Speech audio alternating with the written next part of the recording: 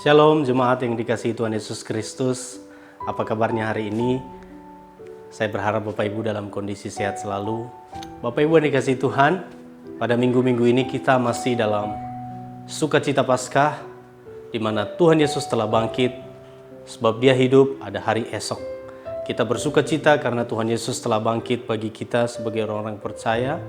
Dan pada hari ini marilah kita bersama-sama merenungkan firman Tuhan yang terambil dalam kitab Efesus pasalnya yang keempat ayat 17 sampai ayat yang ke-32. Kita akan bacakan beberapa ayat. Saya baca ayat 17. Sebab itu kukatakan dan kutegaskan ini kepadamu dalam nama Tuhan. Jangan hidup lagi sama seperti orang-orang yang tidak mengenal Allah dengan pikirannya yang sia-sia dan pengertiannya yang gelap, jauh dari hidup persekutuan dengan Allah karena kebodohan yang ada di dalam mereka dan karena kedegilan hati mereka. Perasaan mereka telah tumpul sehingga mereka menyerahkan dirinya kepada hawa nafsu dan mengerjakan dengan serakah segala macam kecemaran. Saya baca ayat yang ke-24. Dan mengenakan manusia baru yang telah diciptakan menurut kehendak Allah di dalam kebenaran dan kekudusan yang sesungguhnya. Ayat 32. Tetapi hendaklah kamu ramah seorang terhadap yang lain, penuh kasih mesra dan saling mengampuni sebagaimana Allah di dalam Kristus telah mengampuni kamu. Pada hari ini saya memberikan sebuah tema, yaitu hidup di dalam pengenalan akan Kristus. Bapak Ibu yang dikasihi Tuhan, ada sebuah perbedaan yang signifikan antara orang yang mengenal Tuhan Yesus dengan orang yang tidak mengenal Tuhan Yesus. Seumpama seperti kertas putih dan kertas hitam. Terjadi sebuah perbedaan yang sangat signifikan di situ. Nah, Bapak Ibu, di dalam kematian dan di dalam kebangkitan Tuhan Yesus seharusnya membawa perubahan hidup di dalam kehidupan kita. Yang dulu kita hidup di dalam kegelapan, seharusnya sekarang kita hidup di dalam terangnya. Maka sesuai dengan tema hari ini, yaitu kita hidup di dalam pengenalan akan Kristus. Kita bersyukur atas kasih Tuhan yang Tuhan telah tunjukkan bagi kita. Yang Tuhan telah nyatakan bagi kita bahwa Dia mati di atas kayu salib. Yang seharusnya kita menanggung semuanya itu, tetapi Dia yang menanggung. Dan pada hari Minggu kemarin Dia bangkit. Kita bersukacita atas kasih Tuhan dalam kehidupan kita. Lalu dengan perbuatan yang Tuhan telah nyatakan dalam kehidupan kita, apa yang mesti kita lakukan? Apakah kita hanya berdiam diri? Atau kita hidup semau kita sendiri? Tidak seperti itu Bapak Ibu. Ada satu tuntutan yang besar yang harus kita lakukan, yaitu hidup di dalam pengenalan akan Dia. Yang pertama adalah hidup yang mengenal Tuhan, itu terjadi sebuah transformasi dalam kehidupannya. Kalau dulu dia tidak mengenal Tuhan, sekarang dia mengenal Tuhan. Kalau dulu hidupnya tidak sesuai dengan kehendak Tuhan, sekarang hidupnya sesuai dengan kehendak Tuhan. Oleh karena dia telah mengenal Tuhan. Nah, apa yang menjadi aplikasi di dalam pengenalan akan Tuhan di sini? Yaitu terjadi sebuah transformasi di dalam pikiran, di dalam perilaku, di dalam perkataan, di dalam perasaan, dan hawa nafsu yang jahat. Semua ini harus berubah ketika kita sudah mengalami transformasi di dalam kehidupan kita. Inilah yang menjadi tuntutan ketika kita percaya kepada Tuhan Yesus. Ketika Tuhan Yesus telah mati dan bangkit di dalam kehidupan kita, kita harus mengenal Dia lebih dalam. Saudara-saudara yang dikasihi Tuhan, ketika kita mengenal seseorang, pertama kali bertemu dengan seseorang, kita tidak mungkin langsung mengenal secara detail kehidupan orang itu. Kita tidak bisa mengatakan, saya tahu warna kesukaannya, makanan kesukaannya, nomor sepatunya berapa, ukuran bajunya, ukuran celananya berapa. Kita tidak mungkin tahu. Kenapa? Karena kita baru pertama kali ketemu sama orang itu. Tetapi ketika kita sering bertemu, atau mungkin kita satu rumah dengan orang itu, kita akan tahu ketika dia marah. Kita akan tahu apa makanan kesukaannya.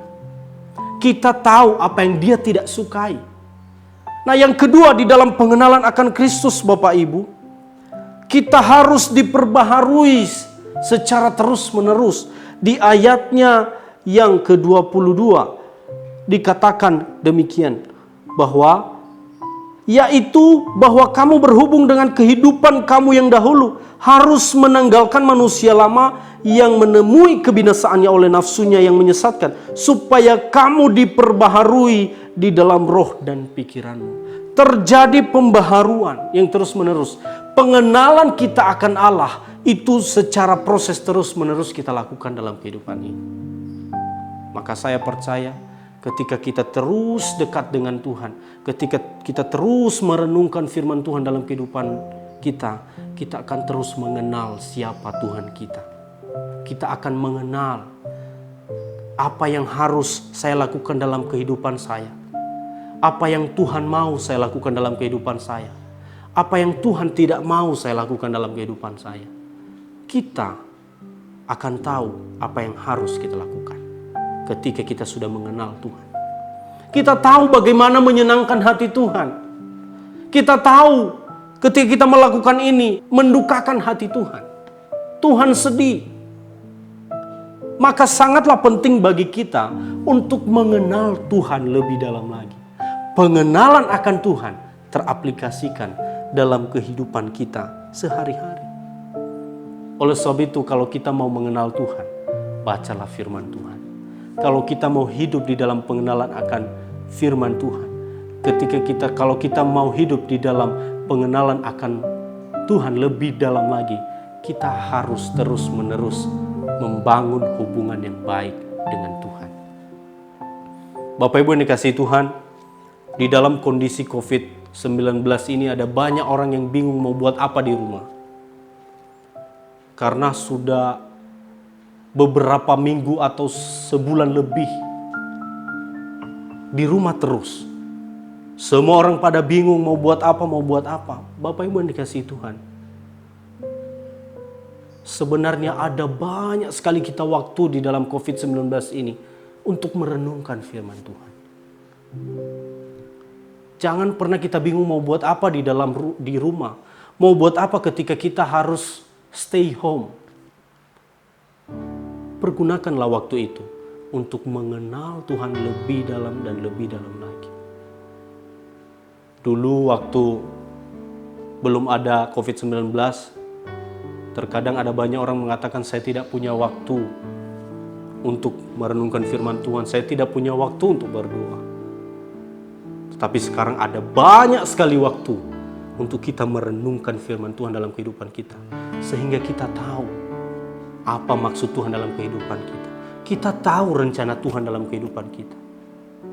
Bapak Ibu yang dikasihi Tuhan, di dalam 1 Yohanes pasal 2 ayat yang ketiga dikatakan demikian.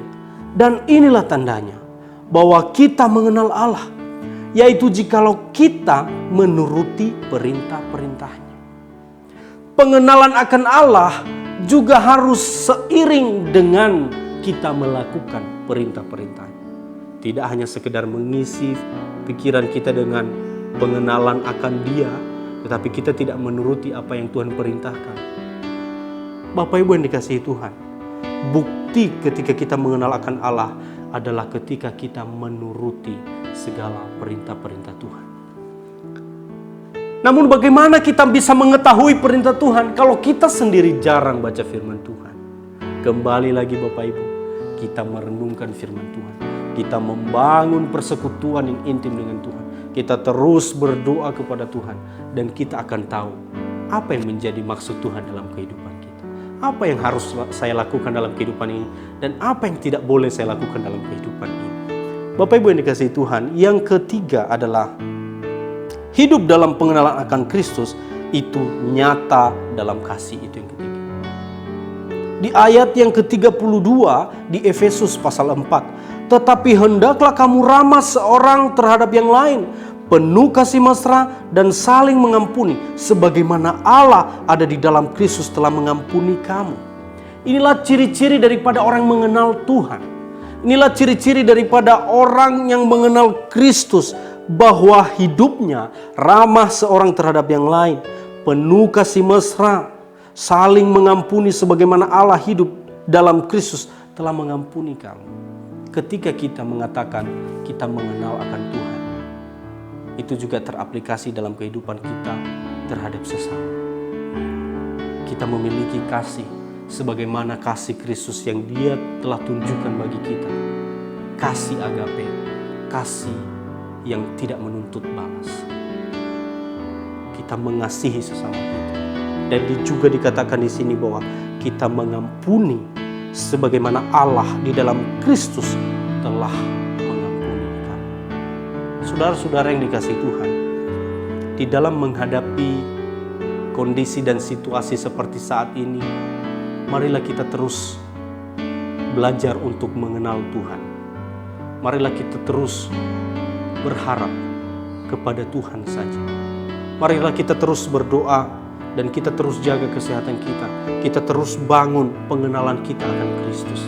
Di dalam minggu-minggu Paskah ini, di dalam minggu-minggu sukacita ini, tetapi di sisi lain juga kita harus berduka oleh karena COVID-19 ini. Marilah kita terus berharap kepada Tuhan saja.